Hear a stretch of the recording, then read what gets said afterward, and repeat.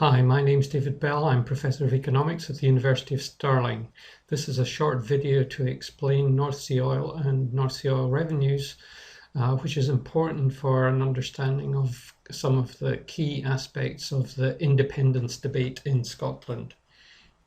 So, if we look at this slide, the right-hand panel shows a map of Great Britain and Ireland, and the area that's shaded dark blue is the area that is expected to be counted as Scottish territorial waters should Scotland become independent. There's no absolute certainty about this, but there is general agreement that Scotland would get about 90% or more of the total oil fields and gas fields in the UK, current UK waters, and therefore would get about that proportion of total oil revenues. So since 1980-81, oil revenues have been pretty important to the UK economy as a whole, yielding a total of £187 billion over this period.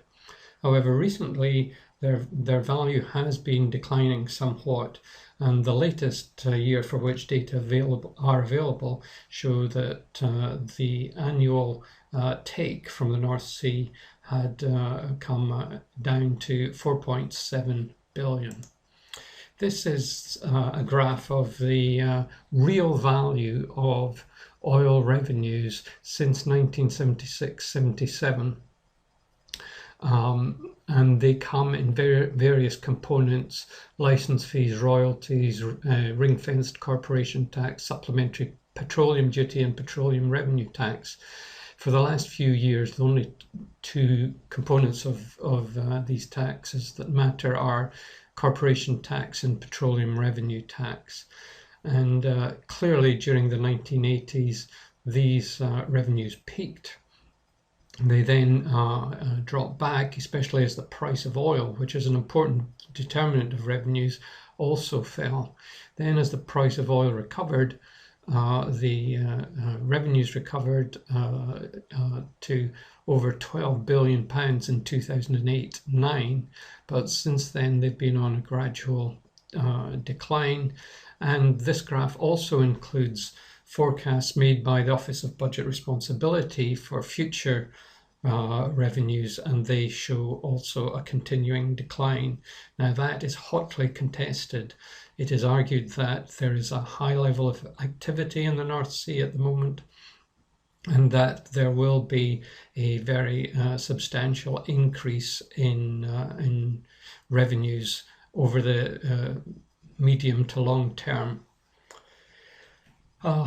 However, one has to be wary about these forecasts. I'm not an expert on the oil industry, but I have spent a lot of time looking at forecasts.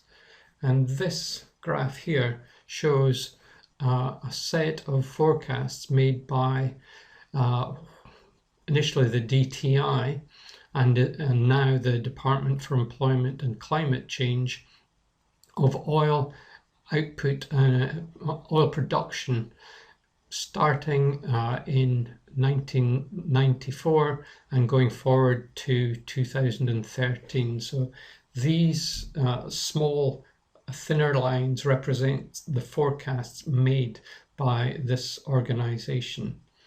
Now, what is clear is that these are pretty bad forecasts. The actual outcome is shown by the heavy red line, and it is almost always less than the forecasts made by DECC.